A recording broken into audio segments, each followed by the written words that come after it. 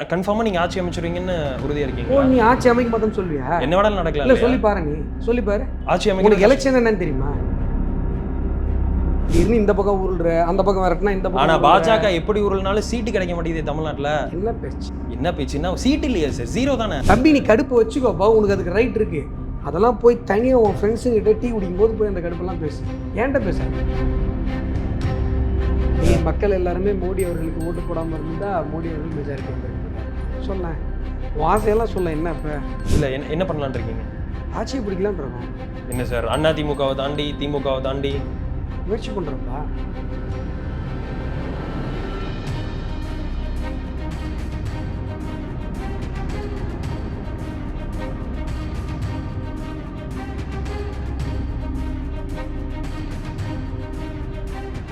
பேசு தமிழா பேசு நேயர்களுக்கு வணக்கம். இன்றைய சிறப்பு விருந்தினர் தமிழக பாஜகவின் மாநில செயலாளர் திரு அஸ்வத்தாமன் அவர்கள். சார் வணக்கம் சார். வணக்கம். எப்படி இருக்கீங்க sir? Okay sir. First time electoral பாலிடிக்ஸில் கண்டெஸ்ட் பண்ணியிருக்கீங்க, அந்த அனுபவம் எப்படி இருந்தது? ஃபஸ்ட்டு எலெக்ஷன்ப்பா, எலக்டோரல் பாலிடிக்ஸில் ஃபஸ்ட்டு கிடையாது. பப்ளிக் லைஃப்பில் எதுவும் பாலிடிக்ஸில் இருக்கிறது எல்லாமே எலக்டோரல் பாலிடிக்ஸ் தான். என்னுடைய பப்ளிக் லைஃப் 18 வருஷம். Okay. First election. Okay sir. அந்த அனுபவம் எப்படி இருந்தது? ரொம்ப நல்லா இருந்தது. நீங்கள் எதிர்பார்த்த ஓட்டு உங்களுக்கு கிடைச்சிருக்குன்னு நினைக்கிறீங்களா? இல்லை. ஃபீல்டு வந்து பார்த்திங்கன்னா, நான் ஒர்க் பண்ணது ஒரு கான்ஸ்டிடியூன்சி, போட்டி போட்டது ஒரு கான்ஸ்டிடியூன்சி. ஓகே. நான் வெற்றி எதிர்பார்த்தேன். வெற்றிக்காக என்னுடைய உழைப்பை வந்து மிகப்பெரிய அளவில் போட்டேன். ஈவன் தமிழ்நாட்டில் அதிகமான பாயிண்ட்டு போய் பேசின வேட்பாளர் நான் தான். அந்தளவுக்கு ரொம்ப கடுமையான ஒரு உழைப்பு, பல இடங்களுக்கு போனேன். பட் என்ன இதில் ஒரு நம்பிக்கை தருகிற விஷயம் அப்படின்னு சொன்னால், நம்ம எங்கெங்கெல்லாம் போய் பிரச்சாரம் பண்ணோமோ எல்லா இடத்துலையுமே ஓட்டு பெரிய அளவில் கன்வெர்ட் ஆகிடும். எங்கெங்கெல்லாம் போய் பேசினோமோ, மக்களை சந்தித்தோமோ, அங்கெல்லாம் பூத்தை வின் பண்ணியிருக்கோம். ஸோ இது ஒரு பெரிய பாசிட்டிவ் சைன். பட் ஆனால் நீங்கள் அந்த திருவண்ணாமலையில் உள்ள இந்த அசம்பிளி செக்மெண்ட்லையும் 30,000 ஓட்ஸ் தாண்டி வாங்கல. மற்ற யாரும் அந்த 30,000 ஏடிஎம்கே கேண்டிடேட்டாக இருக்கட்டும், டிஎம்கே கேண்டிடேட்டாக இருக்கட்டும், அவங்க எந்த அசம்பிளி செக்மெண்ட்லையும் 30,000க்கு உள்ளே வாங்கல. எல்லாம் 30,000க்கு அதிகமாக தான் வாங்கினாங்க. நீங்கள் எந்த இடத்துல 30,000 நீ வேறு எந்தெந்த பாஷையில் கேட்டாலும் விஷயம் அதுதான். ஓகே. விஷயம் வந்து என்ன அப்படின்னு சொன்னால், எனக்கு கிடைச்சிருக்கிறது 1,57,000 இல்லையா? 56,650. மற்றவங்களுக்கு ஆப்வியஸாக ஜெயிச்சிருக்காங்க. ஏடிஎம்கே செகண்ட் ப்ளேஸ் வந்திருக்கு. ஆப்வியஸ்லி நான் தேர்ட் ப்ளேஸ். ஓகே. பட் வந்து திருவண்ணாமலை பாராளுமன்றத்தை பொறுத்தவரை மக்கள் முதலில் தாமரைக்கு ஓட்டு போட்ட தேர்தல். சரியா? காசு இல்லாமல், ஓட்டுக்கு காசு கொடுக்கவே மாட்டேன்னு பிரச்சாரம் பண்ண ஒரு வேட்பாளர். கொடுக்காதது வேறு விஷயம். நான் கொடுக்க மாட்டேன், ஜெயிச்சதுக்கப்புறமும் அடுத்த நான் 2வது தடவை நின்னாலும் நான் கொடுக்க மாட்டேன், அதெல்லாம் காசுக்கு எதிர்பார்த்து இது பண்ணுறவங்க என் பேச்சை கேட்காதீங்க, நான் ஓட்டுக்கெலாம் காசு கொடுக்க மாட்டேன்னு சொன்ன ஒரு வேட்பாளர். நான் பேசின இடங்கள் எல்லாத்துலேயுமே மக்கள் என்னை நம்பியிருக்காங்க. எனக்கு இன்னும் ஒரு 10 நாள் சேர்ந்து கிடச்சிருந்தது அப்படின்னு சொன்னால், நான் பிளான் பண்ணது 1000 இடங்களில் பேசணும், 1000 பாயிண்ட் போகணும் அப்படின்னு சொல்லி. நான் போனது 400 இடங்கள் கவர் பண்ணேன். நான் நினச்ச மாதிரி 1000 இடங்கள் போயிருந்தால் கண்டிப்பாக நான் நினச்ச கன்வென்ஷன் வந்துடும். Okay sir. இந்த திருவண்ணாமலைங்கிறது 1 இயர் பெல்ட் தான், பாமக ஸ்ட்ராங்காக உள்ள பகுதி. அந்த ஓட்ஸ் உங்களுக்கு கிடைச்சதா? பாமக ஓட்ஸ் பாஜகவுக்கு ட்ரான்ஸ்ஃபர் ஆயிருக்கா? கண்டிப்பாக இருக்குது. பாமக மிகப்பெரிய அளவில் எங்களுக்கு சப்போர்ட் பண்ணாங்க. ஃபீல்டில் வந்து என் கூட பல நேரங்களில் அவங்க வந்து தோளோடு தோளாக நின்று துணை நின்றுறாங்க. மருத்துவர் ஐயா அவர்கள் வந்து என்னை சுற்றி பார்த்திங்கன்னா பாட்டாளி மக்கள் கட்சியினுடைய வேட்பாளர்கள் தான். இந்த பக்கம் நண்பர் கணேஷ்குமார் நின்னார், அந்த பக்கம் வந்து சௌமியா அன்புமணி அவர்கள் நின்னாங்க. ஓகே. பட் அவங்களுக்கெல்லாம் முன்னாடி எனக்கு வந்து பிரச்சாரம் பண்ணார். எனக்கு முடிச்சுட்டு தான் இன்ஃபேக்ட் தருமபுரியே போனார். ஸோ அந்தளவுக்கு ஒரு ப்ரையாரிட்டி கொடுத்தாரு அஸ்வத்தாமன். Okay sir. மத்தியில் நீங்கள் எதிர்பார்த்த ரிசல்ட் வரலன்னு ஃபீல் பண்ணுறீங்களா? ஓகே. வரல. எல்லாம் ஆப்கி பார் 400 பார் 400 சீட்ஸ் எக்ஸ்பெக்ட் பண்ணீங்க. பட் 240 சீட் தான் இப்போ பாஜக தனியாக ஜெயிச்சிருக்காங்க. சீட்ஸ் வந்து நரேந்திர மோடி அவர்கள் மட்டும் எதிர்பார்க்கல, நாங்கள் மட்டும் எதிர்பார்க்கல, எல்லா மீடியாவும் எதிர்பார்த்தது கார்கேவே தான் எதிர்பார்த்தார். ஓகே. ஞாபகம் இருக்கா? இல்லை சொன்னார், ஞாபகம் இருக்கா? 295 சீட் ஜெயிப்போம் அப்படின்னாரு. இது மக்கள் சர்வே வந்து ஜூன் 4ஆம் தேதி வருது. இந்திய அலையன்ஸ் 295 சீட்ல நாங்க ஜெயிப்போம்னாரு. யாரு? மல்லிகார்ஜுன கார்கே. கார்கே வந்து எலெக்ஷன் ஆரம்பிக்கிறதுக்கு முன்னாடி மோடிஜி வச்சு சொன்னார் 400 நீங்கள் ஜெயிப்பீங்க அப்படின்னு சொல்லி. அது எலெக்ஷனுக்கு ஆரம்பிச்சதுக்கப்புறம் நீங்கள் சொல்கிறது பொலிட்டிக்கல் ஸ்பீச். பட் கார்கே எதிர்பார்த்ததே பிஜேபி 400 வரும்ன்றது தான். ஓகே. நான் வந்து 6ஆம் கிளாஸ் 7ஆம் கிளாஸ்லாம் படிக்கிற டைமில் ஃபஸ்ட் ரேங்க் எடுப்பேன். அதுக்கப்புறம் +2லாம் கொஞ்சம் சரியாக படிக்கலை. சரியா? 10th வரைக்குமே ஃபஸ்ட் ரேங்க் தான் எடுத்தேன். ஓகே. அப்போல்லாம் ஃபஸ்ட் ரேங்க் வந்து அந்த குறிப்பிட்ட அந்த 7th 8thலாம் வருஷம் பூரா ஃபஸ்ட் ரேங்க் எடுத்துனே இருப்பேன். ஃபஸ்ட் ரேங்க் எடுக்காமல் செகண்ட் ரேங்க் எடுத்தால் ரொம்ப அப்செட் ஆகிடும். ஓகே. ஆனால் எந்த யூஸும் இல்லையா? எல்லாரும் 12th ரிசல்ட்டு 10th ரிசல்ட்டு தானே கேட்பாங்க. நான் கதையே அது இல்லைப்பா. ம் நீ லூஸ் மாதிரி சாரிப்பா. நான் என்ன பேசிட்டு இருக்கேன், நீ என்ன பேசிட்டு இருக்க? நான் +2ல என்ன எடுத்தேன்னா கேள்வி இல்லை விஷயமே அது இல்லைப்பா. இல்லை சும்மா 400 450ன்னு சொல்லிட்டு சரி, கடைசியில் என்ன வந்ததோ அதான் நீ வச்சு வந்து பார்ப்பாங்க. ஒரு 10th மார்க் ஸ்டேட்மெண்ட் காட்டவா? என் பர்சன்டேஜ் என்னன்னு இல்லை தெரியும். அதை சொல்ல சார், நான் இப்போ இந்த எலெக்ஷனை பற்றி பேசிகிட்டு இருக்கேன். எலெக்ஷனை பற்றி தான்ப்பா நானும் பேசினேன் இருக்கேன். நீ திமுக காரங்கிட்ட 39 தொகுதி ஜெயிச்சுட்டு அதில் என்ன யூஸ்னு நீ +2 மார்க்கில் கேட்டனா லாஜிக் இருக்கு. எங்கள் ஒரு எம்பி யூஸ்ஃபுல் தானே, யூஸ்ஃபுல் தானே. நாங்கள் என்ன திமுக காரன் பேர் முந்திரி பக்கோடா சாப்பிட்டு வர போகிறோமா? இன்னும் எப்படி கன்ஃபார்மாக நீங்கள் ஆட்சி அமைச்சிருவீங்கன்னு உறுதியாக ஓ, இருக்கீங்களா? நீ ஆட்சி அமைக்க மாட்டேன்னு சொல்லுவியா? என்ன வேணாலும் நடக்கலாம் இல்லை இல்லையா? சொல்லி பாரு, நீ சொல்லி பாரு. ஆட்சி உனக்கு அமைக்க எலெக்ஷன் என்னன்னு தெரியுமா? இந்தியாவோட எலெக்ஷன்லாம் நீ வாட்ச் பண்ணிருக்கியா? இல்ல வாட்ச் மன்மோகன் சிங் பீரியட்ல அவர் எத்தனை எம்பி? இல்ல வாட்ச் மன்மோகன் சிங் பீரியட்ல வாட்ச் பண்ணிருக்கேன். மன்மோகன் சிங் கேட்ட கேள்விக்கு பதில் சொல்லுப்பா. மன்மோகன் சிங் பீரியட்ல மன்மோகன் சிங் எத்தனை எம்பி வச்சிருந்தார்? 145 150 வச்சிருந்தாரு. அவர் 10 வருஷம் ஆட்சியில இருந்தாரு. அந்த எலெக்ஷனையும் நான் பாத்திருக்கேன். இந்த சண்டிகர்ல வந்து போலித்தனமா பாஜகவோட ஏஜென்ட் பொலிட்டிக்கல் ஏஜென்ட்டா உட்காந்து ஏமாத்தினாரு ஆம் ஆத்மி கட்சியும் காங்கிரஸ். அந்த எலெக்ஷனையும் நான் பாத்திருக்கேன். தெரியல எனக்கு. ஓகே. இல்ல நீ என்ன பேசுறேன்னு எனக்கு தெரியல. புரியலையா சார்? அது பாஜக பேசுறது இல்ல, பாஜக காரங்களுக்கு அது புரியாது. ஐயோ, நீ பேசுறது ஒரு ஸ்டேபிளா மனநிலையில பேசுற மாதிரி தெரியல. சண்டிகர் மேயர் நம்ம எதை பத்தி பேசிட்டு இருக்கோம்? சண்டிகர் மேயர் நம்ம எதை பத்தி பேசிட்டு இருக்கோம்? நம்ம எதை பத்தி பேசிட்டு இருக்கோம்? எம்பி எலெக்ஷனை பத்தி பேசணும். எம்பி எலெக்ஷன் சார் நீங்க தானே சார் 10வது 7வது நான் கேட்கவே இல்லையே. நான் அந்த 7வது ரிசல்ட்ல வரவே இல்லப்பா. நான் என்ன சொல்றேனே உனக்கு புரியல. அது உள்ள நீயா ஒரு இடத்துக்கு கூட்டு இல்ல எலெக்ஷனை பத்தி தெரியும் எனக்கு தெரியும். நான் என்ன சொல்றேன், ஒட்டுமொத்த இந்தியாவுல எம்பி எலெக்ஷன்ல ஒரு கான்செப்டை பத்தி பேசிட்டு இருக்கும்போது எங்கேயோ ஒரு இடத்துல மேயர்ல நடந்ததை பத்தி நான் பேசுவேன்னு சொன்னா உன்கிட்ட என்ன பேச முடியும்? நான் சொல்லு, எப்படி சிக்கிருக்கேன் பத்தியா? இதெல்லாம் பேச வேண்டியது எனக்கு இல்ல. எலெக்ஷன் விஷயத்துக்கு வாப்பா. இந்த பாரு, வாய் இருக்குன்னு பேசக்கூடாது, கண்டென்ட்டா பேசு. நான் என்ன பேசிட்டு இருக்கேன்? இன்னைக்கு 241 எம்பி வச்சுக்கிட்டு கூட்டணியில் 293 எம்பி வச்சிருக்கிற ஒரு அலையன்ஸை பார்த்து 5 நீங்க ஆட்சி அமைப்பீங்களான்னு நீ கேட்குற. இது எவ்வளவு பெரிய அறிவுக்கு ஒவ்வாத ஒரு கேள்வி. நான் சொல்லிட்டு மன்மோகன் சிங் எத்தனை எம்பி வச்சிருந்தாருப்பான்னு கேட்டா 145 சொல்லிட்டு சத்தீஸ்கர்ல மேயர் எலெக்ஷனை பத்தி பேசுறேன்னு சொன்னா எப்படி பேச முடியும்? சரி சார், இந்த 293ல இப்ப தெலுங்கு தேசம்ல 16 எம்பி வச்சிருக்காங்க, ஜேடி வந்து 12 வச்சிருக்காங்க. இவங்க மேபி அந்த பக்கம் போனா அதர்ஸ் எல்லாம் சேர்ந்து இந்திய அலையன்ஸுக்கு ஆதரவு கொடுத்திருந்தா அவங்களுக்கு ஒரு வெற்றி கிடைக்கும் தானே. 16 12 போயிடுச்சு. 18 28 அப்படியே கணக்கு பண்ணி 272 கொண்டு வாங்க பாப்போம். தெலுங்கு தேசம் வந்து ஒரு 16, அப்புறம் வந்து ஜேடியை பொறுத்த வரைக்கும் 12, அதர்ஸ்ல ஒரு 17 பேர் இருக்காங்க. அதர்ஸ்ல 17 பேர் இருக்காங்க. சொல்லு, அதர்ஸ் ஒய்எஸ்ஆர்சிபி ஒரு எல்லாம் அந்த பக்கம் போயிடுவானா? சொல்றேன். என்னையா பேசுறேன்? ஹைப்போதெட்டிக்கலா பேசினாலும் கொஞ்சமா அது லாஜிக்கா பேசு. ஒய்எஸ்ஆர்சிபி அவங்க எத்தனை வச்சிருக்காங்க? மொத்தமா இந்தியா அலையன்ஸ் எத்தனை வச்சிருக்காங்க? 233 வச்சிருக்காங்க. 233 எங்க? 272 எங்க? எத்தனை இடத்துல நீ பிச்சை எடுத்தாலும் 272 வருமா உனக்கு? இல்ல, கொஞ்சம் சென்ஸா பேசு தம்பி. இல்ல, இத்தனை வருஷமா மீடியாவுல இருக்க, கொஞ்சமாவது மெச்சூர். இல்ல, நம்மளும் பாஜகவை பாத்துறோம். மகாராஷ்டிரால அவங்க என்ன பண்ணாங்க, கொஞ்சமாவது மெச்சூர்டா பேசு. அதான் சார் சொல்றேன். மகாராஷ்டிரால பாஜக தம்பி நீ என்ன சொன்னாலும் நம்பர் வரலையாப்பா? அட நான் நம்பர் ஏப்பா, உன் ஆசையெல்லாம் நடக்குமாப்பா? உன் ஆசையெல்லாம் நடக்குமா? நீ வந்து கிழக்க உதிக்கிற சூரியன் மேற்க உதிக்கின்னு நீ ஆசைப்பட்டா நடக்குமா? அப்படி சொல்லு சார். இல்ல திமுக காரங்க வந்து நல்ல ஆட்சி நடத்துவாங்கன்னு நீ ஆசைப்பட்டா நடக்குமா? பாஜக வந்து பாஜக நல்லாட்சி நடத்தணும்னா ஆசைப்பட்டா நடக்கும். திமுக நடக்குமா? அப்புறம் மீறி இந்த திமுகக்கு 39 சீட்டு 40 சீட்டுன்னு ஸ்டாலின் மாசா சொல்றேன். ஒரு ஸ்டாலின் மாசா சார் ஒரு பக்கமா உருளு, திடீர்னு இந்த பக்கம் உருள்ற, அந்த பக்கம் வரட்டுனா இந்த பக்கம். ஆனா பாஜக எப்படி உருள்னாலும் சீட்டு கிடைக்க மாட்டேங்குது தமிழ்நாட்டுல. என்ன பேச்சு, என்ன பேச்சுன்னா சீட் இல்லையா சார்? 0 தானே. 11.5% அதுக்கெல்லாம் சீட்டு கொடுக்க முடியாது சார். நீங்க கொடுக்க போற? இல்ல, அதுக்கு சீட் இல்லையே. தமிழ்நாடு மக்கள் கொடுக்கலையே பிஜேபிக்கு. 11 இருந்தா 30 இருந்தா 0 தானே. தம்பி துர்கா பிரசாத், இது வந்து இன்டர்வியூ, கொடாடி சண்டை கிடையாது. நீ வந்து பிஜேபி மேல உனக்கு இருக்கிற கடுப்பெல்லாம் காட்டணும்னா போய் தனியா காட்டு. எலெக்ஷன் கேக்குறீங்க, சொல்றது எலெக்ஷன் கேக்குறீங்க, லூசுங்கிறீங்க. அப்படி பேசுறேன்னு சொன்னப்பா, உன்னால லூசுன்னு சொல்லணும். லூஸ் மாதிரி பேசுறேன்னு. ஏன்னா நீ லூஸ் மாதிரி தான் பேசுன, நான் என்ன பண்ணுறது? அப்படி சொல்லணுன்ற இன்டென்ஷன் எனக்கு இல்லை ஃபர்ஸ்ட் ஆஃப் ஆல். சரி, நீ பேசுறது அப்படி இருக்கு. ஓகே, இந்திய அலையன்ஸ் வந்து பிச்சை எடுத்தா கூட 272 சீட்டு வராது, இந்த மாதிரி சொல்றது எப்படி ஏற்றுக்க முடியும்? அப்புறம் நான் என்ன சொல்கிறேன்ப்பா, நிதிஷ்குமார், ஒரு சந்திரபாபு நாயுடு, இவங்கெல்லாம் எங்கள் கூட்டணியில் இருக்காங்க. அவங்களுக்கு விழுந்த ஓட்டு மோடி அவர்கள் பிரதமராகணும்னு நினச்சிக்கிட்டு போட்ட ஓட்டு. சரியா?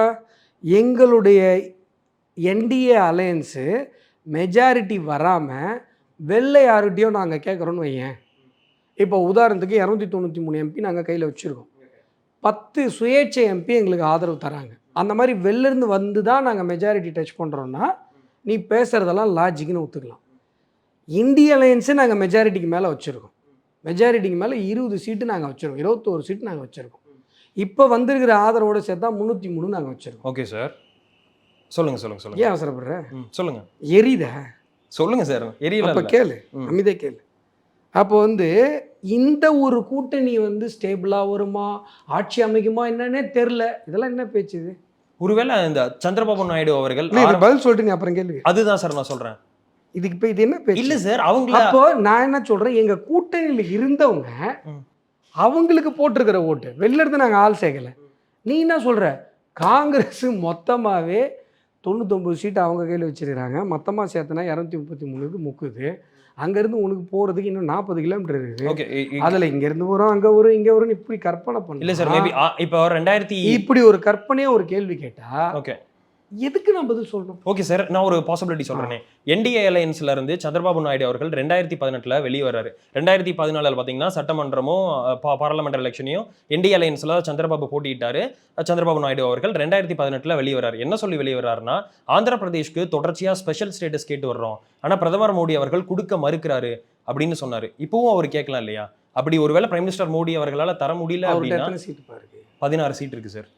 அப்புறம் என்னப்பா, ஜேடியு வந்து அவங்கள நிதிஷ்குமார் அவர்கள் நான் சொல்றேன் துர்கா பிரசாத், உன்னுடைய ஆசையெல்லாம் நீ கேள்வியா கேட்டீங்கன்னா கேட்டுட்டே இருக்க வேண்டியதான்ப்பா. ஆனா காங்கிரஸ் முயற்சி பண்றாங்க. கொஞ்சமாவது சென்சிபிளா ஒரு பத்திரிகை தொழில் இருக்கீங்க, கொஞ்சமா சென்ஸா கேளுங்க. காங்கிரஸ் முயற்சி பண்றாங்களே சார், இவங்க எல்லாம் வரணும்னு நினைக்கிறாங்களே. நீங்க எத்தனை பேர் சேர்த்தீங்கன்னாலும் உங்களுக்கு மெஜாரிட்டி இல்லையாப்பா. அப்புறம் நான் உதாரணம் சொன்னா, நான் சொல்ற உதாரணத்துக்கு நீ ரைட்டப் எழுதுற. நான் என்ன சொல்றேன், ஃபர்ஸ்ட் ரேங்க் எடுக்கும்போது நான் ஃபர்ஸ்ட் ரேங்க் எடுத்துகிட்டு இருந்த டைமில் செகண்ட் ரேங்க் எடுத்தால் எனக்கு வருத்தமாக இருக்கும். தேர்ட் ரேங்க்லாம் எடுத்தால் நான் அழுவேன், கண்ணெல்லாம் கலங்கிட்டேன் எனக்கு.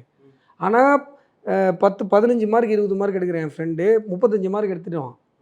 நான் 3வது ரேங்க் உட்காந்து அழுதுன்னு இருப்பேன், அவன் 35 மார்க் வாங்கினு சந்தோஷமாக இருப்பான். இப்போ காங்கிரஸ் அந்த 35 மார்க் வாங்கின மாணவன் மாதிரி சந்தோஷமாக இருக்குது. நாங்கள் வந்து ஒரு ஹை ஸ்லாபு நாங்கள் வந்து எங்களுடைய லட்சியத்தை நான் ஃபிக்ஸ் பண்ணோம். 400 வருன்றது எங்களுடைய லட்சியம். அது கிடைக்கல, காரணங்கள் வேறு காரணங்கள், கம்யூனல் மேட்ரிக்ஸு, வேறு சில காரணங்கள், யூபியில், இது எல்லாமே சரி செய்யக்கூடிய காரணங்கள். நாங்கள் சரி பண்ணிவிடுவோம். வித்தனை டே பிஜேபி இதெல்லாம் சரி பண்ணிவிடும். ஓகேவா? ஏன்னா ஒரு விஷயம் இருக்குது, ஒரு இடத்துல சின்னதாக தவறு நடக்குதுன்னா அதை சரி பண்ணுறதுக்கு அந்த ஸ்பீடு இருக்குது பார்த்தியா, அதை அனலைஸ் பண்ணுறது, அதை ஆய்வு பண்ணுறது, அதை சரி பண்ணுறது பிஜேபிக்கு நிகர் பிஜேபி மட்டும்தான். ஸோ இது எல்லாமே இன்னும் சொல்ல போனால் பிஜேபியோடைய டெரிட்டரி இல்லாமல், ஃபீல்டு இல்லாமல், புது ஃபீல்டில் நாங்கள் வந்து கணக்கை துவங்கியிருக்கோம். ஒடிசா இப்போ எங்ககிட்ட வந்துருச்சு, கேரளாவில் நாங்கள் அக்கௌண்ட் ஸ்டார்ட் பண்ணிட்டோம், தமிழ்நாட்டில் 12% ஓட்டு அப்படிங்கிற ஒரு ஸ்லாபை நாங்கள் தக்க வச்சுருக்கோம். சீட்டு கிடைக்கலையேன்ற அதை கேள்வியே கேளு.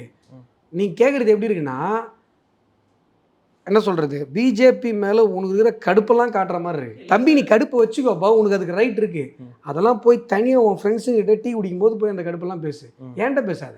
ஓகே சார், ஓகேவா? இன்னொரு விஷயம் சொல்கிறேன், இன்னைக்கு விஜயகாந்த் வந்து 9% ஒரு பீரியட் எடுத்தார், ஞாபகம் இருக்கா? 8% 2006ல் 9 கிட்ட 8 பாயிண்ட் சம்திங் ரவுண்ட் ஆஃப் பண்ணால் 9. அந்த டைமில் எல்லா பத்திரிகைகளும் என்ன எழுதிச்சுன்னா, விஜயகாந்த் வந்து 9% வந்துட்டார், அடுத்தடுத்த எலெக்ஷனில் வந்தாங்கன்னா இவங்க வந்து ஆட்சி பிடிக்கிறதுக்கு வாய்ப்பு இருக்குது அப்படின்னு சொல்லி எழுதினாங்க. ஸோ தட் வந்து 9 மேலே போகிறதுன்றதே, இந்த 10 அப்படின்றதே, 10க்கு மேலே போகிறதுன்றதே ஒரு மிகப்பெரிய பாசிட்டிவ் சைன். 1967 திமுக ஆட்சியை பிடிச்சது. அதுக்கு முன்னாடி 2 எலெக்ஷனுக்கு முன்னாடி எத்தனை பர்சன்டேஜ் வச்சுருந்தாங்க? 15 MLA வச்சுருந்தாங்க 1962ல். அப்புறம் பர்சன்டேஜ்ங்கிறது ரொம்ப முக்கியமான ஒரு விஷயம். மக்கள் எங்களை நம்புறாங்க, மக்கள் எங்களை ஓட்டு போடுறாங்க, அதெல்லாம் ஒரு பாசிட்டிவான விஷயம் தானே. அப்புறம் இந்த 240 சீட்ஸ் குறைஞ்சது உங்களுக்கு 4 MLA வந்து 4 MLA தானே வச்சுருக்கீங்க நீங்கள். 12% வந்திருக்கு. இதெல்லாம் எங்களுக்கு 10 நான் சொல்கிறேன்னா, இதில் நான் சாட்டிஸ்ஃபை ஆக போகிறேன். இல்லை, ஆனால் நீங்கள் ஆஸ்பயர் பண்ணது அதிகம் தானே, இதை விட அதிகம் தானே. தப்பு இல்லையே, அதில் என்ன தப்பு இருக்குது? அப்போ அது நீங்கள் அது ஒரு தோல்வியாக பார்க்கலையா, இவ்வளோ தான் கிடச்சிருக்கே அப்படின்னு? நான் என்ன சொல்கிறேன், தப்பு என்ன இருக்குது? இல்லை, ஆஸ்பயர் பண்ணுறதுல என்ன தப்பு இருக்குது? தமிழ்நாடு கெட்டு குடிச்சவராக போயிருக்குது. சாராயத்துலேயும் மக்கள் குடிக்கிற காசுலேயும் மக்கள் கும்பிடுகிற காசுலேயும் இங்கே ஒரு ஆட்சி நடந்துகிட்டு இருக்குது. அதை நாங்கள் மாற்றணும்னு நினைக்கிறோம், வளர்ச்சியை கொடுக்கணும்னு நினைக்கிறோம், மக்கள் வந்து நல்லபடியாக இருக்கணும்னு நினைக்கிறோம், அவங்க வாழ்வாதாரத்தை முன்னேற்றணும்னு நினைக்கிறோம். இது எங்களுடைய நோக்கம். இதுக்கு ஆட்சியை பிடிக்கணுன்றது தான் ஒரே ரூட்டு, அதை நாங்கள் ட்ரை பண்ணுறோம். இல்லை என்ன தப்பு இருக்குது? சரி சார், உத்தரப்பிரதேசில் எல்லா எக்ஸிட் போல்ஸுமே 70 சீட்ஸை பிஜேபி கிராஸ் பண்ணிடுவாங்க. 2014ல் 71, 2019ல் வந்து 62+2 அலைன்ஸ் பார்ட்னரோட. இந்த வாட்டி வந்து என்டிஏ அலைன்ஸ் 70 கிராஸ் பண்ணிடும் அப்படின்னாங்க. பட் அங்கே தனி பெரும் கட்சியாகவே பிஜேபியால் அங்கே இல்லை. பார்த்தீங்கன்னா எஸ்பி தான் 37 சீட் ஜெயிச்சிருக்காங்க. இந்த தோல்விக்கு என்ன காரணம்னு நினைக்கிறீங்க? அதான் சொன்னேனே, உத்தரப்பிரதேசத்தை பொறுத்தவரை அங்கே வந்து வளர்ச்சி என்பது மிகப்பெரிய அளவில் இருந்து கொண்டிருக்கிறது. டெவலப்மெண்ட், அதாவது ஒரு அளவுக்கு வளர்ந்திருக்கிற மாநிலத்தை, அதாவது 90 மார்க் எடுத்த பையனை 95 மார்க் எடுக்க வைக்கிறது சாதனை இல்லை. 22 மார்க் எடுத்து ஃபெயிலாக போன பையனை ஸ்கூல் ஃபஸ்ட் வர வைக்கிறது தான் சாதனை ஒரு டீச்சரை பொறுத்த வரைக்கும். அந்த வேலையை தான் யோகி பண்ணிகிட்ருக்கார். யோகி அவர்கள் கொடுத்துருக்கிற டிரான்ஸ்ஃபர்மேஷன் எல்லாமே பெரிய அளவிலான டிரான்ஸ்ஃபர்மேஷன். அங்கே போட்டிருக்கிற எக்ஸ்பிரஸ் ரோடாக இருக்கட்டும், ஒரே டைமில் 33 லட்சம் கோடி இன்வெஸ்ட்மெண்ட்டை கொண்டு வந்ததாக இருக்கட்டும். நீங்கள் வந்து யோகி அவர்கள் வருவதற்கு முன்பாக இன்வெஸ்டார்ஸ்கிட்ட போயிட்டு இந்த விஷயத்தை நீங்கள் சொன்னீங்கன்னா ஆச்சரியப்படுவாங்க. உத்தரப்பிரதேசத்தில் போய் யாராவது அவ்வளோ இன்வெஸ்ட் பண்ணுவாங்களான்னு. ஆனால் இன்றைக்கி அவ்வளோ தூரம் இன்வெஸ்ட் பண்ணுறாங்க. எல்லா பக்கமும் ஸ்டார்ட் அப் ரெடி பண்ணுறதா இருக்கட்டும். இன்னும் சொல்ல போனால் வேர்ல்டு ஹெல்த் ஆர்கனைசேஷன் அவர் வந்து கோவிட் இன்ஜெக்ஷன் மேனேஜ் பண்ணுறதை ரொம்ப பாராட்டிட்டு போச்சு world health organisation. So that வந்து ஒரு 25 கோடி பேர் இருக்கிற ஒரு மாநிலம், பல நாடுகளினுடைய மக்கள் தொகையை பெருக்கினால் வருகிற மக்கள் தொகை உத்தரப்பிரதேசம். அவ்வளவு பெரிய ஒரு வளர்ச்சியை அவர் கொடுத்து கொண்டிருக்கிறார். அதனால தான் நான் வளர்ச்சின்னு சொல்கிறேன். டெவலப்மெண்ட்டை வந்து உத்தரப்பிரதேசத்தில் கொண்டு வந்திருக்கிற டெவலப்மெண்ட்டுங்கிறது மிகப்பெரிய டெவலப்மெண்ட். இன்றைக்கு வந்து முழுசாக ஸ்வீப் ஆகிருக்கணும். உத்தரப்பிரதேசத்தில் இருக்கிற எல்லா எம்பியும் பாஜக கைப்பற்றி இருக்க வேண்டும். அதில் வந்து பின்னடைவு ஏற்பட்டதற்கு காரணம் யாதவ் சமூக மக்கள், சக்திரியார்கள், இந்த 2 சமூகங்களிலுடைய ஓட்டு வந்து சில கம்யூனல் மேட்ரிக்ஸ் சின்ன சின்ன விஷயங்கள்னால ட்ரான்ஸ்ஃபர் ஆகாமல் போயிடுச்சு. அதில் அவங்களுடைய அந்த விஷயங்கள் அட்ரஸ் பண்ணியிருக்கப்பட வேண்டும். ஓகே, அது வந்து ட்ரான்ஸ்ஃபர் ஆகாமல் போயிடுச்சு. இப்போ இது எல்லாத்தையுமே அனலைஸ் பண்ணி பிஜேபி வித்தனை டே சரி பண்ணிடும். ஓகே, நீங்கள் எதிர்பார்த்த அந்த ஹிந்து கன்சாலிடேஷன் உங்கள் உத்தரப்பிரதேசில் ஏற்படலை? நாங்கள் ஹிந்து கன்சல்டேஷன் எதிர்பார்த்தோன்னு யாருப்பா உங்களுக்கு சொன்னாது? நீங்கள் எழுதுற ரைட்டப்பா. நாங்கள் என்றைக்குமே ஹிந்து கன்சல்டேஷன் எதிர்பார்க்கல. ஹிந்துத்துவ கன்சல்டேஷனை தான் பிஜேபி எதிர்பார்க்குது. என்ன வித்தியாசம்? ஹிந்து மக்கள் இல்லாமல் அவங்களுக்கு ஓட்ஸ் மட்டும் ட்ரான்ஸ்ஃபர் பண்ணாமல் மக்களே ரொம்ப ஹிந்துத்துவாவை எடுத்துகிட்டு வரணுங்கிறீங்க? இந்துத்துவ ஓட்டு கன்சாலிடேஷன் அப்படின்னு சொன்னால் அது இஸ்லாமியர்கள் ஓட்டுகளும் அடங்கும். புரியல. Very good. இந்திய தத்துவம் அப்படிங்கிறது தான் இந்துத்துவம். இந்தியன் ஐடியாலஜி அப்படிங்கிறது தான் இந்துத்துவம். இந்திய தத்துவம் அப்படிங்கிற சுருக்குனா இந்துத்துவம். அப்துல் கலாம் இருக்கார் இல்லையா, அவர் ஒரு இந்திய தத்துவவாதி, ஆனால் இஸ்லாமியர். இந்த தத்துவம் பரவலாக்கப்பட வேண்டும், இந்த தத்துவம் பேசப்பட வேண்டும், அதன் மூலமாக ஓட்டுகள் வர வேண்டும் அப்படிங்கிறது தான் நாங்கள் எதிர்பார்க்குற கன்சல்டேஷனை வழிய திமுக மாதிரி காங்கிரஸ் மாதிரி முஸ்லீம் ஓட்டெல்லாம் வாங்கிக்கணும், கிறிஸ்டின் ஓட்டெல்லாம் வாங்கிக்கணுன்ற மாதிரி இந்து ஓட்டை வாங்கிக்கணும்னு நினைக்கிற கட்சி பாஜக கிடையாது. ஓகே, ஒருவேளை அங்கே ராகுல் காந்தி அவர்கள் தொடர்ச்சியாக பேசிட்டு வந்தது ஒரு ஓபிசி அவுட்ரீச்காக சாதி வரி கணக்கெடுப்பு எடுக்கணும், ஓபிசி எஸ்சி அதெல்லாம் அங்கே எடுபடலப்பா. அவர் யாதவ் இருந்தார் அவங்க கூட்டணியில், அது வந்து ரொம்ப நாள் கழிச்சு. கடந்த முறையே மகாகத்பந்தன் இருந்தார் 2014 பிஜேபி. அந்த என்ன சொல்கிறது, ஒரு கம்யூனல் ஓரியன்ட் பார்ட்டி, அவங்க வந்து கொஞ்சம் ரெட்ரைவாக வந்திருக்காங்க. நம்மளும் இந்த சைடு வந்து அதை கொஞ்சம் சரியாக யூகித்து கணக்கு போட்டு சில விஷயங்கள் அந்த கம்யூனிட்டிக்கான அந்த கான்ஃபிடென்ட்டுக்கான விஷயங்கள் செய்யாமல். இல்லை, மத்திய பிரதேஷில் நீங்கள் அதுக்காக தானே மோகன் யாதவ் நிறுத்தினீங்க. இதன் மூலிமா தேஜஸ்வி யாதவுக்கும் அகிலேஷ் யாதவுக்கும் ஒரு கவுண்டர் பண்ணலான்ட்டு. இந்த விஷயங்கள்லாம் நீ வந்து ஓப்பனாக பேசணும் அப்படின்னு எதிர்பார்த்தீங்கன்னா, அரசியல் ஆய்வாளர்கள், திறனாய்வாளர்கள்னு நம்ம தமிழ்நாட்டில் நிறைய பேர் இருக்காங்க. அவங்களாம் நீ கொண்டு வந்து போட்டிங்கன்னா அவங்க ஓப்பனாக பேசுவாங்க. இதை நான் எங்கள் கட்சி மீட்டிங்கில் தான் நாங்கள் ஓப்பனாக பேசிப்போம். நீ சொல்கிறதுக்குலாம் நான் இங்கே கேமரா உட்காந்து முன்னாடி பேசுவோம் நான் எதிர்பார்க்குறேன். ஓகே சார், இன்னொன்று பிஜேபிக்கு அங்கே பெரிய டிராபேக்காக பார்க்கப்படுறது, அயோத்தி இருக்கக்கூடிய அந்த அசம்பிளி செக்மெண்ட் இருக்கக்கூடிய ஃபைசாபாத்லேயே பிஜேபி தோத்துருச்சு. அதுவும் எஸ்பியில் பார்த்தீங்கன்னா ஒரு எஸ்சி கேண்டிடேட்டை போட்டு தோக்கடிச்சிருக்காங்க.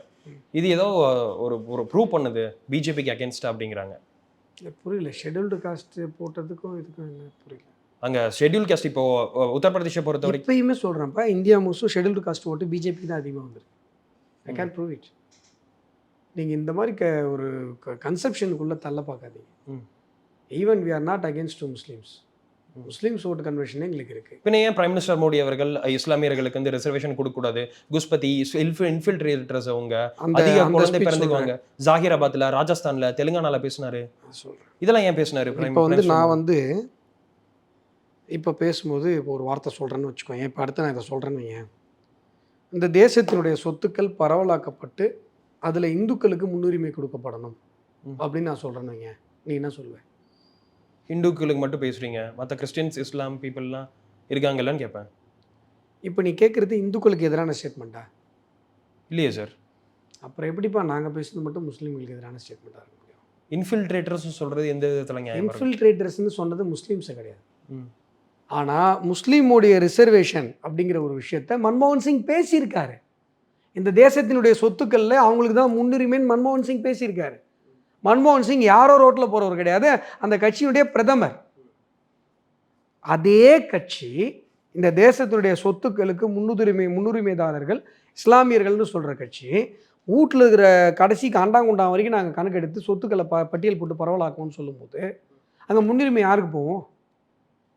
இதை மக்களுக்கு சொல்லி இந்த எச்சரிக்கை மணி அடிக்கிறதுனால ஒன்றும் இல்லை, இந்துக்கள் தான் இந்த தேசத்தினுடைய சொத்துக்களுடைய முன்னுரிமைதாரர்கள் அப்படின்னு நான் சொன்னால் நீ அதை இல்லை அது எப்படிங்க ஒரு கம்யூனிட்டிக்கு மட்டும் நீங்கள் கொடுக்க முடியும்னு கேட்குறது எப்படி இந்துக்களுக்கு எதிரானது இல்லையோ அதே மாதிரி இஸ்லாமியர்களுக்கு மட்டுமே நீங்கள் கொடுப்பேன்னு சொல்கிறது நியாயம் இல்லையோன்னு சொல்கிறது எப்படி இஸ்லாமியர்களுக்கு எதிரானதாகும்? Okay sir. இன்னொரு பக்கம் ராகுல் காந்தி அவர்கள் இந்த மிகப்பெரிய வெற்றி அடைஞ்சிருக்கோம், இது சாதாரணமாக ஒரு கட்சிக்கு மட்டும் எதிராக வெற்றி அடையல, ஐடி என்னப்பா மிகப்பெரிய வெற்றி? நான் 99 சீட்டு மிகப்பெரிய வெற்றி. இல்லை அவர் சொல்கிறதானே சார் சொல்ல முடியும். இல்லை அதாவது இந்த இண்டி பிளாக்ல அதை எப்படி சிரிக்காமல் நீங்கள் அதை எப்படி ரிசீவ் பண்ணிடுறீங்க? இல்லை இண்டி பிளாக்கே 200. அதான்ப்பா நான் சொல்கிறேன், 12 மார்க் வாங்கின பையன் திடீர்னு 30 மார்க் வாங்கிட்டு சந்தோஷப்படுற மாதிரி இருக்கு இல்லையா? இது ஒருவேளை பாஸ் மார்க்கே 40. ஒருவேளை மேபி அவங்க கான்ஃபிடென்ட்டா இறங்கி இருந்தா பிஜேபி தோக்கடிச்சிருக்கலாமா? இப்போ இதை விட கான்ஃபிடென்ட்டா அவங்களால எப்படி இறங்க முடியும்? எலெக்ஷனுக்கு முன்னாடி உனக்கு ஞாபகம் இருக்கா? நல்லா ரீகால் பண்ணிப்பாரு. எலெக்ஷன் மூடுலாம் ஆரம்பிக்கிறதுக்கு முன்னாடி தமிழ்நாட்டில் இருக்கிற மோடி அவர்கள் தோற்க வேண்டும் என்று நினைக்கிற சோ கால்டு அந்த நீங்கள் உட்கார வச்செல்லாம் பேட்டிலாம் எடுப்பீங்கல்ல, அரசியல் ஆய்வாளர்கள், பத்திரிகையாளர், மூத்த பத்திரிகையாளர் அப்படி இப்படிலாம் போட்டு பல்வேறு டேக்ல எடுப்பீங்கல்ல, ஆன்டி மோடி மைண்ட் செட்டில் இருக்கவங்கலாம் ஒரு கான்செப்ட் ஒன்று சொன்னாங்க. என்ன கான்செப்ட் சொன்னாங்கன்னா, எதிர்கட்சிகள் அத்தனை பேரும் ஒன்றாக கூடி மோடி அவர்களை எதிர்த்தால் மோடியை வீழ்த்திட முடியும். ராகுல், ஸ்டாலின், கெஜ்ரிவால், மம்தா இவங்க எல்லாரும் ஒன்று கூடிட்டாங்கன்னா கண்டிப்பாக ஜெயிச்சிடலாம். இவங்கெல்லாம் ஒன்று கூட மாட்டாங்க, அது சாத்தியமே கிடையாது. ஒன்று கூட மாட்டாங்க, சாத்தியம் கிடையாது. ஒன்று கூடிட்டா காலி பண்ணிடலாம். ஒன்று கூடி இதை எனக்கு தெரிஞ்சு ஒரு 20 பேர் பேசினாங்க. பேன் இண்டியா லெவல்லே பல பேர் பேசினாங்க. ஆனால் அதுதானே சார் நடந்திருக்கு, ஒன்று கூடலையே. நான் சொல்கிற கான்செப்ட் அது இல்லை. ஏன் ஒன்று கூடலை? மம்தா பானர்ஜி அவங்க வெஸ்ட் பெங்காலில் இந்தியா லைன்ஸில் இல்லை, உத்தரப்பிரதேசில் இந்தியா லைன்ஸில் இருக்கு. இந்தியா லைன்ஸ்ன்னு ஒன்று இருக்கா இல்லையா? இந்தியா லைன்ஸ்னு ஒன்று இருக்குது சார், ஆனால் வெஸ்ட் பெங்காலில் இந்தியா லைன்ஸில் நான் இல்லை. இப்போ இவங்கெல்லாம் ஒன்றா கூடி மீட்டிங் போட்டாங்களா இல்லையா? கண்டிப்பாக கூட இல்லைன்னு சொல்ல போகிறேன். இல்லை கண்டிப்பாக போட்டாங்க. இப்போ இவங்கெல்லாம் மோடிக்கு எதிராக ஒன்று கூடினார்கள். ஆனால் நீங்கள்லாம் நடக்கிறதுக்கு சாத்தியமே இல்லை, நடந்தால் மோடியை வீழ்த்திடலான்னு சொன்னீங்கல்ல, அது நடந்தும் மோடியை வீழ்த்த முடியவில்லை. நாங்கள் தான் மெஜாரிட்டி. இப்போயும் இதுதான் மக்கள் உங்களுக்கு கொடுத்துருக்குற மெசேஜ். இந்தியா லைன்ஸ் பார்த்தீங்கன்னா உத்தரப்பிரதேஷில் ஒருவேளை பிஎஸ்பி, அப்புறம் எஸ்பி, அப்புறம் ஆர்எல்டி, அந்த ஜார்ஜ் ஓட்ஸுக்காக ஆர்எல்டி இவங்கெல்லாம் சேர்ந்து நின்றதா இன்னும் 70 கிராஸ் பண்ணியிருப்பாங்க. சரி, இந்தியா லைன்ஸ் கிராஸ் பண்ணியிருப்பாங்க. மக்கள் எல்லாருமே மோடி அவர்களுக்கு ஓட்டு போடாமல் இருந்திருந்தா மோடி அவர்கள் மெஜாரிட்டி வந்திருக்க மாட்டார். சொல்ல வாசையெல்லாம் சொல்ல என்ன இப்போ அப்படி இல்லை சார். இதில் கேள்வி என்ன பாருங்க. சரி சார், ராகுல் காந்தி அவர்கள் சொன்னதுக்கே வர்றேன் சார். ராகுல் காந்தி நாங்கள் ஒரு கட்சியை எதிர்த்து மட்டும் நாங்கள் ஜெயிக்கல, ஐடி, அமலாக்கத்துறை, CBI, some section of judiciary இதை முதற்கொண்டு சொல்கிறார். இவங்களெல்லாம் எதிர்த்து தான் இந்த வெற்றி எங்களுக்கு கிடைச்சிருக்குங்கிறாரு. இது எப்படி பார்க்குறீங்க? கண்டெம்ட் ஆஃப் கோர்ட்டு மறுபடியும் போய் மன்னிப்பு கேட்ட வரப்போ இருப்போம். ஏற்கனவே இப்படி தான் மன்னிப்பு கேட்டார், ஆர்எஸ்எஸ் பற்றி பேசி. அதுக்கப்புறம் ரஃபேல் மேட்டரில் ஒரு தடவை மன்னிப்பு கேட்டார், கோர்ட்டில் போய் அஃபிடேவிட் போட்டு வந்தார். இன்னொரு தடவை மன்னிப்பு கேட்கணும். ஓகே, பட் இந்த மாதிரி சரி அமலாக்கத்துறையை எல்லா எதிர்கட்சிகளும் சொன்ன மாதிரி இப்போ காங்கிரஸ்காரங்களே சொல்கிறாங்க. ஜெயராம் ரமேஷ் அவர்கள்லாம் 2 நாளைக்கு முன்னாடி சொல்லும்போது அமலாக்கத்துறையோடையும் ஐடியோட இன்கம் டேக்ஸோடையும் கூட்டணி வைக்கலன்னா பிஜேபி இந்த வெற்றியை பெற்றிருக்காதுங்கிறாரு.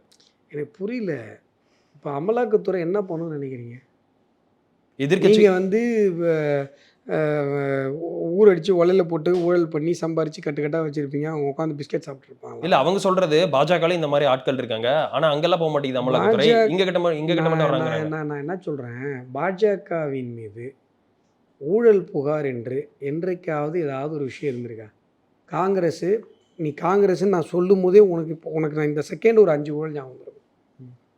என்ன காமன்வெல்த்தாக இருக்கட்டும், நீலகிரியாக இருக்கட்டும், இல்லை 2Gயாக இருக்கட்டும், உலக புகழ்பெற்ற 2G ஊழலாக இருக்கட்டும், ஏகப்பட்ட ஊழல் உனக்கு ஞாபகம் வரும். பிஜேபி மேலே ஊழல் புகார்னு ஒன்றும் கிடையவே கிடையாது, புகார்னு சொல்லப்பட்டது நிரூபிக்கப்பட்டது கிடையாது. ஓகே, ஆனால் இப்போ பிரைம் மினிஸ்டர் மோடி அப்படி இருக்கும்போது தப்பு பண்ணவங்க மேலே தான் நடவடிக்கை எடுப்பாங்க. இப்போ இங்கே திராவிட கட்சிகள் ரெண்டுமே ஊழல் கட்சி, திமுக மேலே மட்டும் ஆக்ஷன் எடுக்கிறாங்க, அதிமுக மேலே ஆக்ஷன் எடுக்கல, அதிமுக மேலே எடுக்கிறாங்க, திமுக மேலே எடுக்கலன்னு சொன்னால் ஓகே. மக்கள் ஒத்துப்பாங்க. ஆனா என்ன ஏன்னா எதிர்க்கட்சி ரெண்டுமே ஊழல் கட்சிகள், 2 பேரையும் ஊழல் ஆனா புகார் என்ன எதிர்க்கட்சிகளோட குற்றச்சாட்டா இருக்குன்னா சார், என்டிஏ அலையன்ஸ்க்கு போயிட்டு அவங்க மேல ஆக்ஷன் எடுக்க மாட்டேங்கிறாங்க. அஜித் பவார் அவர்கள் இந்த பக்கம் இருக்கிற வரைக்கும் அவர் ஒரு குடும்ப கட்சியா தெரிஞ்சாரு, அவர் ஒரு ஊழல்வாதியா தெரிஞ்சாரு பிரைம் மினிஸ்டர் மோடி அவர்களுக்கு. மோடி அவர்களே தொடர்ச்சியா பேசினாரு இதை. ஆனா அவர் அந்த பக்கம் போனதுக்கு அப்புறம் எந்த ஆக்ஷன் எடுக்கிறது இல்ல. ஆக்ஷன் எதுவுமே டிராப் பண்ணப்படலை, சட்டப்பூர்வமாக நடவடிக்கையை தொடர்ந்து கொண்டு தான் இருக்கிறது. நாம் என்ன சொல்கிறோம் அப்படின்னு சொன்னால், ஊழலிலிருந்து திருந்துவதற்கு அவர்களுக்கு ஒரு வாய்ப்பு கொடுக்குறோம். அவங்க எப்படிப்பட்டவங்களா இருந்தாலுமே பிஜேபி வந்ததுக்கப்புறம் அவங்களால ஊழல் பண்ண முடியாது, நினைச்சாலும் பண்ண முடியாது. இங்கே அதற்கான சிஸ்டமே கிடையாது. ஓகே. எங்கே இருக்குது இப்போ திமுகலேருந்தே ஒருத்தர் வேறுன்னு வச்சுக்கோங்க, திமுக காரங்களால் ஊழல் பண்ணாமல் இருக்க முடியுமா? ஆனால் பிஜேபி வந்தால் பண்ண முடியாது.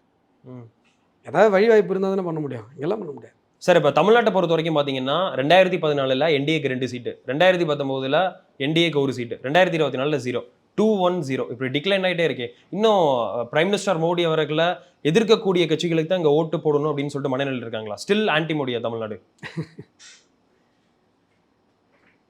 தமிழகத்தை பொறுத்தவரை பல இடங்களில் அந்த டேட்டா நேற்று எங்களுடைய மாநில தலைவருடைய ப்ரெஸ் மீட் பார்த்தீங்க தெரியும். எங்கெல்லாம் செகண்ட் பிளேஸ் வந்திருக்கோம், ஏடிஎம்கே தேர்ட் பிளேஸ் வந்திருக்கு. பல இடங்களில் ஓட்டு கன்வர்ஷன் வந்து பெரிய அளவில் பண்ணியிருக்கோம். இன்னும் என்னுடைய தொகுதியே வந்து பார்த்திங்கன்னா பிஜேபி வந்து பெரிய அளவில் கட்டமைப்பு ரீதியாக இன்னும் வளர்த்தெடுக்கப்படாத ஒரு தொகுதி.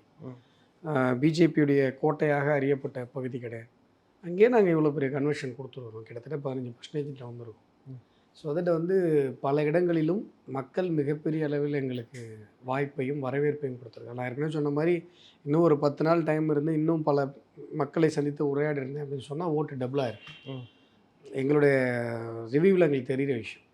ஸோ தட் வந்து ஒவ்வொரு இடங்களிலுமே எங்களுக்கு வந்து பாசிட்டிவ் சைன்ஸ் தெரிகிறது. Okay sir. ஸ்டில் இப்போ பார்த்தீங்கன்னா இது பிரைம் மினிஸ்டருக்கான எலெக்ஷன் அப்படிங்கிறதுனால மேபி பிஜேபி மேலே ஆட்சியில் இருக்காங்க, 10 வருஷத்தை ஆட்சியில் இருக்காங்க, பிரைம் மினிஸ்டர் ஃபேஸுக்காக ஒரு ஓட் விழுந்திருக்கும். இது எம்எல்ஏ எலெக்ஷன்ஸ்ல வந்து இந்த வாங்கின வாக்குகளை மீண்டும் வாங்கிடுவீங்க வருதுன்னு நான் நினைக்கிறேன் அப்படின்னு. இல்ல ஆன்டி மோடி இருந்தாலுமே சார் சில பேர் சரி பரவாயில்ல ப்ரோ மோடி ஓட்டு போடணும்னு நினைப்பாங்க இல்லையா?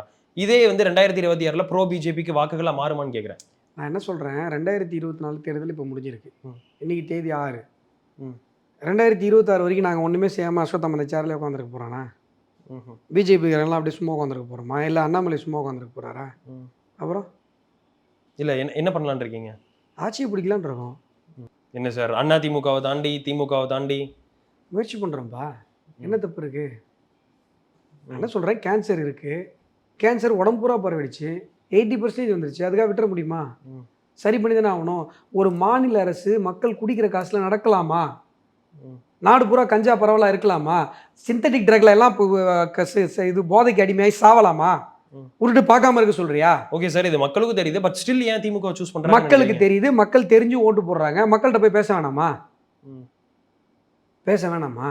பேசிதான் ஆகணும். இப்போ இளம் விதவிகள் அதிகமாகறாங்க, குடிச்சிட்டு எல்லாம் சாவுறாங்க, ஊழல் அதிகமாக இருக்கு, கரண்ட் பில் அதிகமாக இருக்கு, சொத்து வரி அதிகமாக இருக்கு, பஸ் எல்லாம் ஓட்ட உடச்செல்லாம் போயிட்டு இருக்கு. பேசணும்ல, மக்கள்கிட்ட உரையாடணும்ல. ஓகே, நீங்க இவ்வளவு சொல்லி இவ்வளவு ஓட்ஸ் வாங்குறீங்க, பட் ஆனா திமுக இன்னொரு பக்கம் என்ன சொல்றாங்கன்னா பாஜக சமூக நீதிக்கு எதிராக இருக்கு, ஓபிசி மக்களுக்கு எதிராக இருக்கு, எஸ்சி மக்களுக்கு எதிராக இருக்கு, எஸ்டி மக்களுக்கு எதிராக இருக்கு, இதையும் சொல்றாங்க இல்லையா? இப்போ ஓபிசிக்கு எதிராக இருக்கு, எஸ்சிக்கு எதிராக இருக்கு, எஸ்டிக்கு எதிராக இருக்கு, அப்புறம் பிஜேபி ஓட்டு போட்டு ஜெயிக்க வைக்கிறவங்களாம் யாரு?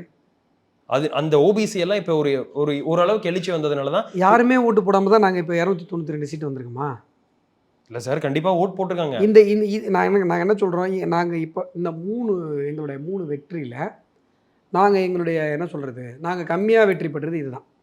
போன தடவை பெரிய வெற்றி, அதற்கு முன்னாடி பெரிய வெற்றி. நாங்கள் கம்மி வெற்றின்னு நீங்கள் சொல்கிறீங்கல்ல, இந்த கம்மி வெற்றி எத்தனை தடவை காங்கிரஸ் ரீச் பண்ணியிருக்கு?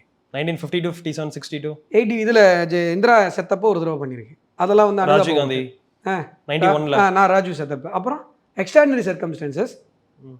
நாங்கள் கம்மியாக ஜெயிச்சோன்னு சொல்கிறது உங்களுக்கு பெரிய கனவு பாஸ், அவ்வளோதான் உங்கள் ரேஞ்சு. அப்புறம் நீங்கள் எங்களுக்கு ஓபிசி ஓட்டு போடல, எஸ்சி ஓட்டு போடல, எஸ்டி ஓட்டு போடலாம், எப்படி சாத்தியம்? ஓகே சார், நான் என்ன கேட்குறேன், அண்ணல் அம்பேத்கருடைய பெருமையை கொண்டாடவே இல்லை சார் காங்கிரஸ். அம்பேத்கருக்கு மோடிஜி ஒரு சிலை வைக்கிறார் டெல்லியில், அம்பேத்கர் மண்டபம் கட்டி சிலைனா நல்ல பிரம்மாண்டமான சிலை. அந்த சிலை எப்படி இருக்கணும்னு மோடி சொல்கிறார். நீ இந்தியா முழுசும் போய் பாரு, அம்பேத்கர் சிலை இப்படி கை நீட்டிட்டு இருப்பாரு, இந்த பக்கம் கான்ஸ்டியூஷன் புக் வச்சிருப்பாரு, இதான் பேட்டர்ன். சிலைக்கு ஒரு சிலைக்கு ஒரு பேட்டர்ன். இப்போ ஈவ ராமசாமின்னா கையில் குச்சி வச்சிருக்கிறது, அண்ணாதுரைனா இந்த மாதிரி ஒவ்வொரு சிலைக்கும் ஒரு பேட்டர்ன் இருக்கும்ல. அண்ணல் அம்பேத்கருடைய அண்ணலுடைய சிலைனாலே இப்படி தான் இருக்கும். ஆனால் நரேந்திர மோடி ஒரே ஒரு இடத்துல மட்டும் மாற்றி வைக்கிறாரு. ஜம்முன்னு இந்த மாதிரி சேரில் உட்காந்து கால் மேலே கால் தூக்கி போட்டு உட்காந்துருக்க மாதிரி ஒரு சிலை வைக்கிறார். எதுக்கு? அதிகாரம் அளித்தல், பட்டியல் சமூக பெருமக்களுக்கு அதிகாரம் அளித்தல் அப்படிங்கிறது ஒரு மனுஷனுடைய ரத்தத்தில் சிந்தனையில் இல்லாமல் இப்படி ஒரு சிலையை வைக்கவே முடியாது. நீ யார் போனாலும் அவர் கீழே நின்று அவரை பாருங்கன்றார் நரேந்திர மோடி. இவரை வந்து நீங்கள் எஸ்சிக்கு எதிரானவர்னு நீங்கள் கதை விட்டீங்கன்னா மக்கள் நம்புவாங்களா? சரி, இப்போ பாஜக ஆட்சிக்கு வருவாங்கங்கிறீங்க. ஆட்சிக்கு வந்ததுக்கப்புறம் சாதிவாரி கணக்கெடுப்பு எடுக்கலாம் தானே இந்தியா ஃபுல்லாகவே? சாதிவாரி கணக்கெடுப்புக்கும் எஸ்சி எஸ்டி சமூகத்தினுடைய ஓபிசி மக்களுடைய நன்மைக்கும் சம்மந்தம் இருக்கிறதா நினச்சி நீ கேள்வி கேட்குறேன். கரெக்டா? இல்லை சார், இப்போ அசியூம் பண்ணிக்கோங்க. நான் சாதிவாரி கணக்கெடுப்பு எதிரானவனே இல்லை. ஃபர்ஸ்ட் ஆஃப் ஆல் அதை புரிஞ்சுக்கோ.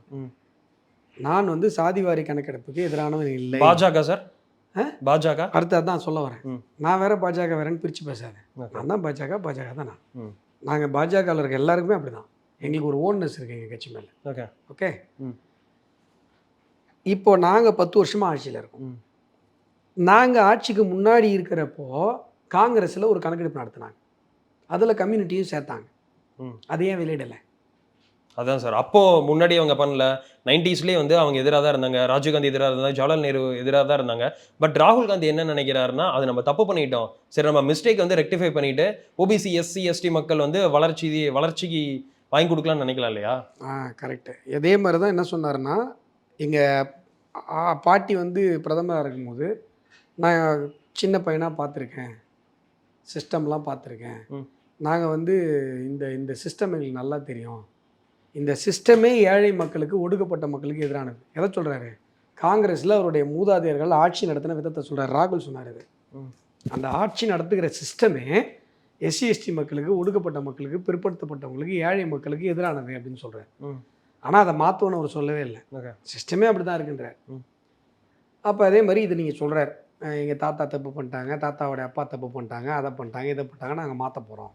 சரி, நேஷ்னல் பாப்புலேஷன் ரெஜிஸ்டர் அப்படின்னு ஒரு விஷயத்த ஒரு 4 வருஷத்துக்கு முன்னாடி பிஜேபி பேசிச்சா?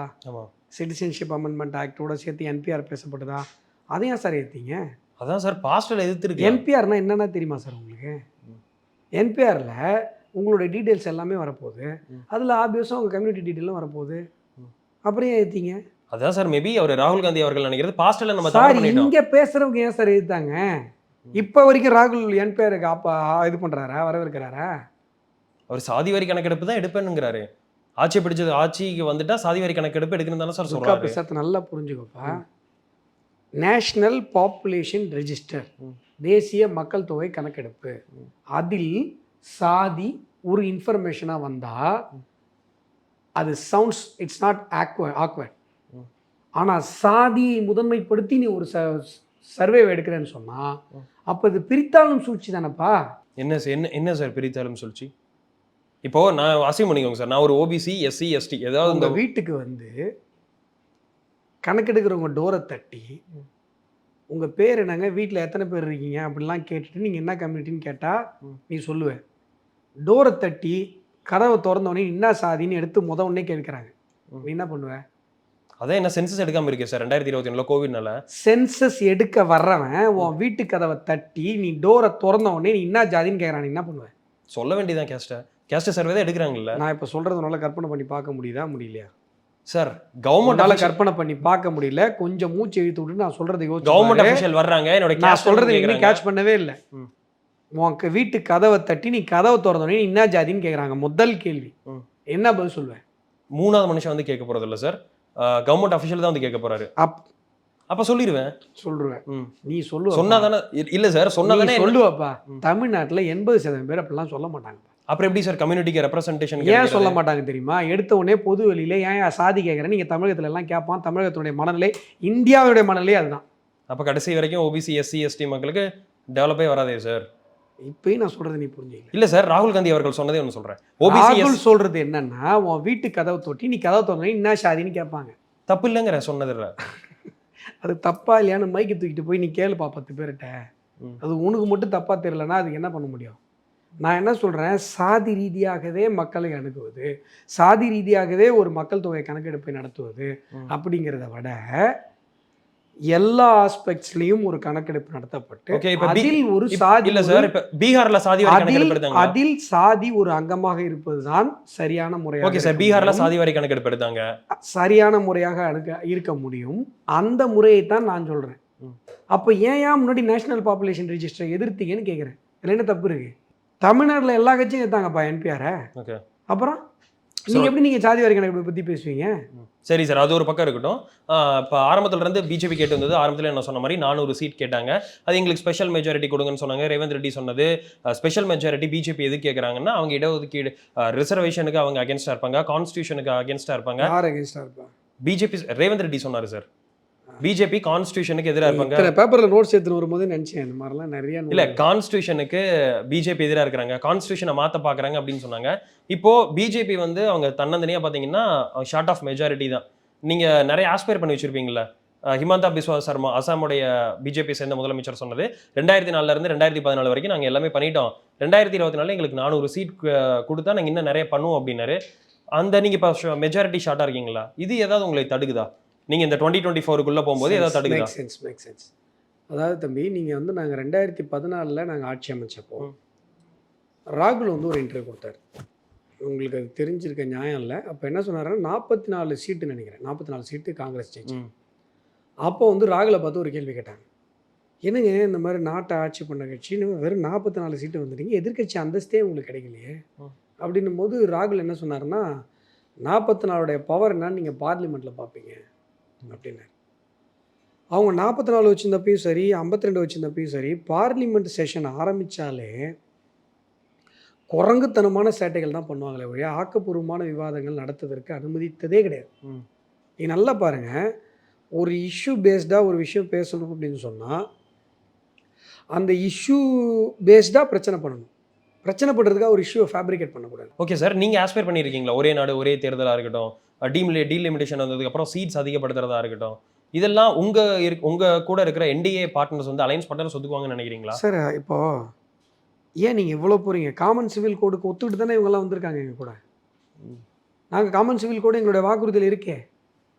நாங்கள் என்றைக்குமே நாங்கள் அது திமுக காங்கிரஸ் மாதிரி நாங்கள் அமீபா மாதிரி மாற்றிட்டே இருப்போமா? ஒரு தடவை டாஸ்மார்க்கு இது சாராயமே வேணாம்னு சொல்லுவோம், அப்புறம் பார்த்தா சாராயம் வேணாம்னு சொன்னமே நீங்கள் ஓட்டு போட்டிங்களா அப்படின்னு நாங்கள் திமுகவா இது? இல்லை இப்போ அலைன்ஸ் இப்போ ஆந்திராலே பார்த்தோம், இஸ்லாமிய இடஒதுக்கீடுக்கு மத அடிப்படையில் இடஒதுக்கீடு கொடுக்கூடாதுன்னு பிரைம் மினிஸ்டர் மோடி அவர்கள் சொன்னார். இன்னொரு பக்கம் சந்திரபாபு நாயுடு அவர்கள் இஸ்லாமியர்களுக்கு இடஒதுக்கீடு மதத்தின் யூனிஃபார்ம் சிவில்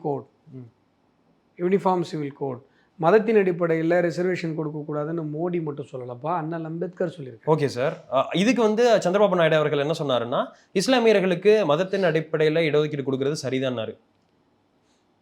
விஷயம் என்னன்னு புரிஞ்சுக்கோங்க, அம்பேத்கர் அவர்கள் சொல்கிறது கான்ஸ்டிடியூஷன், அதை மீறி யாராலையும் கொடுக்க முடியாது. நீங்கள் இது வரைக்கும் முஸ்லீம்ஸ் கொடுத்ததே அவங்களுடைய பேக் டோரில் போய் அவங்க கம்யூனிட்டி நேம் வைத்திருந்தா அதில் போட்டிருப்பாங்க நோட்டிஃபிகேஷன். ஆமாம், ஸோ இட்ஸ் அ லா, இது கான்ஸ்டியூஷன், அதை மாற்ற முடியாது. இன்னொரு விஷயம் என்ன அப்படின்னு சொன்னால் யூனிஃபார்ம் சிவில் கோடுக்கு ஒத்துக்கிட்டு தான் அவங்கெல்லாம் கூட்டணியில் வந்திருக்காங்க.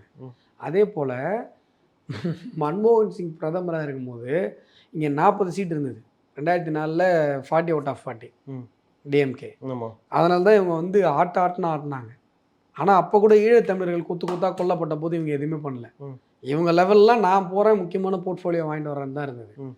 அந்த நிலைமெல்லாம் இப்போ பிஜேபிக்கு இல்லை. நீங்கள் அந்த நிலைமையில நீங்கள் 10 வருஷம் ஓடிட்டீங்க, புரியுதுங்களா? அதனால் இந்த மாதிரியான பேச்சுக்கெல்லாம் இங்கே இதுவே இல்லை. நாங்கள் நினைக்கிறத கண்டிப்பாக நாங்கள் பண்ணுவோம். இப்பயுமே நாங்கள் நினைப்பதை செய்வதற்குரியான பலம் எங்களிடம் இருக்கிறது. 2வது 4வது முறையும் நரேந்திர மோடி அவர்கள் பிரதமராக வருவார். 2029 கண்டிப்பாக வருவார். அப்போது 400 இல்லை 450 வருவோம். ஏன்னா இந்த முறை சின்ன சின்ன விஷயங்கள்லாம் கவனிக்காமல் விட்டுட்டோம். ஒரு தடவை தான் தவறும். 4வது முறை ஆட்சி அமைக்கும்போது 400க்கும் மேலே இல்லை 450க்கும் மேலே வரும். ஓகே சார், சிறப்பாக பேசுனீங்க. என்னோட இருந்து பல்வேறு கருத்துக்கள் பயந்தமைக்கு நன்றி சார். தேங்க்யூ. உலக தமிழ் சொந்தங்களுக்கு வணக்கம். நான் ராஜவேல் நாகராஜன். பேசு தமிழா பேசு வலையொலியுடைய வளர்ச்சிக்கு நீங்களும் உறுதுணையாக இருக்கணும்னு நினச்சிங்கன்னா இந்த வீடியோடைய டிஸ்கிரிப்ஷனில் இருக்கக்கூடிய ரேசர் பே லிங்கை கிளிக் பண்ணுங்கள். அந்த லிங்க்கில் போயிட்டு உங்களுக்கு விருப்பமான தொகையை பேசு தமிழா பேசுவனுடைய வளர்ச்சிக்கு உங்களுடைய பங்களிப்பாக நீங்கள் கொடுக்கலாம். நன்றி, வணக்கம்.